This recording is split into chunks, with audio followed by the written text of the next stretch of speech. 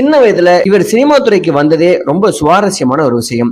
சிறு வயதில் இவருடைய தாத்தாவுடன் சேர்ந்து சினிமா ஷூட்டிங் பார்க்க போவாராம் அடிக்கடி இந்த ஸ்ரீதேவி என்ற சுலக்ஷனா.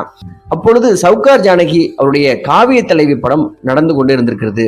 அங்கு ஒரு வடநாட்டு பையன் நடிக்க முடியாமல் திணறியபடி ரொம்ப நேரமாக கஷ்டப்பட்டு கொண்டு இருந்திருக்கிறார். உடனே இந்த சுலக்ஷனா பையன் அருகில் சென்று, இது கூட உனக்கு பண்ண தெரியாதா, இப்படி கையை வைத்து கொண்டு இப்படி டயலாக சொல்லு அப்படின்னு சொல்லி அந்த பையனுக்கு நடித்து காண்பித்திருக்கிறார். அதை பார்த்து கொண்டிருந்த இயக்குனர் KB, நீ அவனுக்கு சொல்றியே, இந்த காட்சியில நடிச்சு காட்டுவியா அப்படின்னு கேட்டிருக்கிறார். இதுல என்ன இருக்கு, நான் நடிச்சு காட்டுறேன் என்று சொல்லி அழகாக டயலாக், கை அசைப்பு என்று பிரமாதமாக நடித்திருக்கிறார் சுலக்ஷனா. அது இயக்குனர் KB அவருக்கு பிடித்து போனதால் உடனே அந்த பையனை அனுப்பிவிட்டு அந்த கேரக்டர்ல சுலக்ஷனாவை நடிக்க வைத்திருக்கிறார்.